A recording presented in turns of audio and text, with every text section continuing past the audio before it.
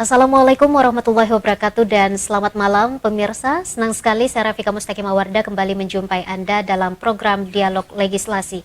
Dan seperti biasa selama 60 menit ke depan kami akan membahas tema yang menarik dan juga hangat diperbincangkan dan akan mendatangkan dua narasumber yang berkompeten di bidangnya masing-masing. Dan secara khusus Dialog Legislasi hari ini mengangkat tema terkait guru honorer menjemput takdir. Status tenaga honorer resmi dihapus tahun depan per tanggal 28 November 2023. Diketahui sekitar 12.000 tenaga honorer di lingkup Pemkot Makassar sudah beralih status menjadi pelayanan publik berintegritas atau Laskar Pelangi yang telah di-SK-kan oleh Wali Kota Makassar. Tercatat sekitar 200 ribuan guru honorer yang telah mengabdikan diri selama ini tidak terakomodir dalam seleksi Laskar Pelangi tersebut. Penghapusan tenaga honorer tersebut tentunya akan berdampak pada banyaknya guru honorer yang berpotensi kehilangan pekerjaan jika tidak lulus P3K atau CPNS. Nah, bagaimana kemudian menyikapi persoalan guru honorer menjemput takdir? Nah, di studio kami telah menghadirkan dua narasumber yang akan kita ajak berdiskusi terkait dengan tema kita pada hari ini. Langsung saja saya ingin menyapa narasumber saya yang pertama, ada Bapak Hamzah Hamid selaku legislator DPRD Makassar. Assalamualaikum Pak Hamzah. Waalaikumsalam warahmatullahi wabarakatuh. Sehat Pak ya? Alhamdulillah. Baik, saya juga ingin menyapa narasumber saya yang kedua, Bapak Muhammad Ilham Rasul SIPMM selaku Kabid Pengadaan dan Informasi BKPS DMD Kota Makassar. Assalamualaikum Pak Ilham.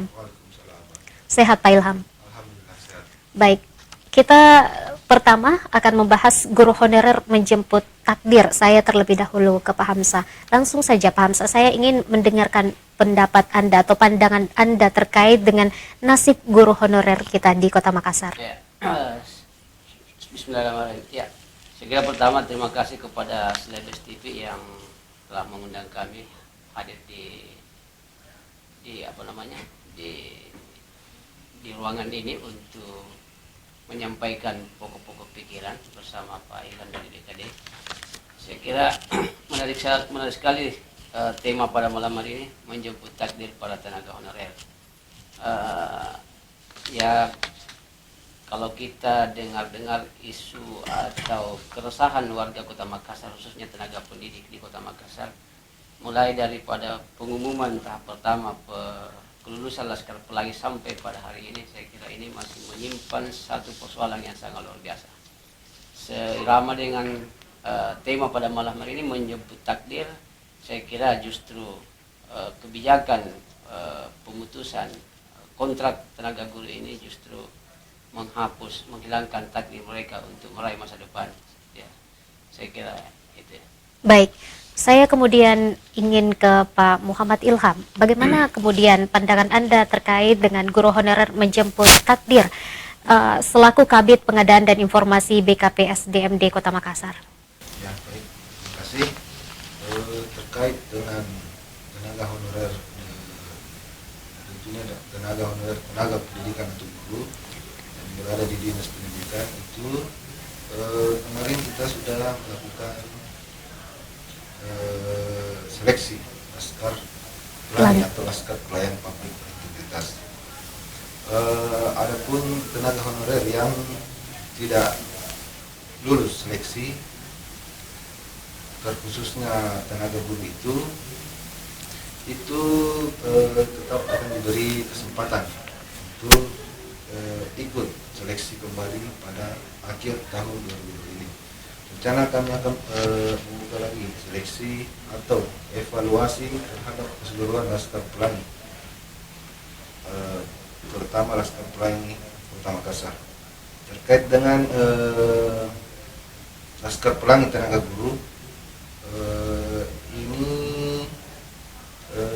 kami sekarang ini telah melakukan pendataan tenaga honorer bagi semua honorer lingkup pemerintah Kota Makassar. Ini berkaitan dengan adanya peraturan Menteri Pendayagungan Aparatur Negara, di mana seluruh daerah akan melakukan pendataan tenaga honorer yang nantinya akan dapat diikutkan seleksi apabila ada penerimaan P3K atau CPNS di daerah masing-masing. Mungkin cukup. Baik, di Kota Makassar ini ada sekitar 12.000 tenaga honorer yang kemudian beralih namun menjadi Laskar Pelangi begitu, Pak. Ya, apakah sudah termasuk guru honorer di dalamnya, Pak? Ya, Dalam. sudah termasuk. Oke, sudah termasuk ya. Bagaimana kemudian Pak Hamsa menanggapi terkait dengan banyaknya teman-teman yang kemudian tidak lulus dan menurut yang disampaikan oleh Pak Ilham bahwa nantinya akan dievaluasi kembali dan akan ada seleksi kembali. Bagaimana kemudian saya kira pandangan yang Anda? pertama, kami berharap tenaga-tenaga guru yang menurut kepala sekolah layak dipakai, masih layak digunakan tenaganya untuk mengabdi di sekolah masing-masing. Saya berharap kepada pemerintah Kota Makassar untuk mengakomodir kembali. Saya kira pendataan di awal ini bukan dalam rangka melihat kapasitasnya, karena yakin dan percaya kapasitas mereka ini sudah mumpuni. Yang kita sepakati sebelumnya itu, kita data tenaga honorer ini untuk menghindari tenaga honorer yang fiktif. Tetapi sejalan dengan waktu ternyata faktanya bukan hanya mendata tenaga honorer yang fiktif, tetapi ternyata menghilangkan hak-hak mereka, ya, memotong nasib mereka.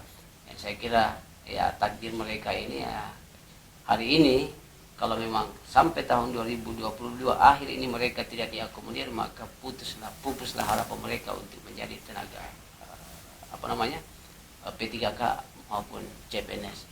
Apalagi guru honorer yang sudah berumur begitu, Pak ya? Guru honorer yang sudah berumur dan sudah punya sertifikasi, karena mereka sudah, yang honorer kan punya sertifikasi. Iya. Iya. Ketika ini diputus, maka putus juga semua harapan mereka, dan mereka tidak bisa ikut dalam pendataan tenaga honorer ini ketika mereka tidak diperpanjang kontraknya, karena mereka harus beda dengan tenaga kontrak yang seperti di tempat-tempat lain, di SKPD, di kecamatan, di dinas lain. Kalau tenaga guru itu mereka harus diinput berdasarkan dapodik, ya harus masuk di dapodik. Nah, ketika itu tidak diperpanjang, ya mereka ya hilang harapan. Ya. Oke, baik.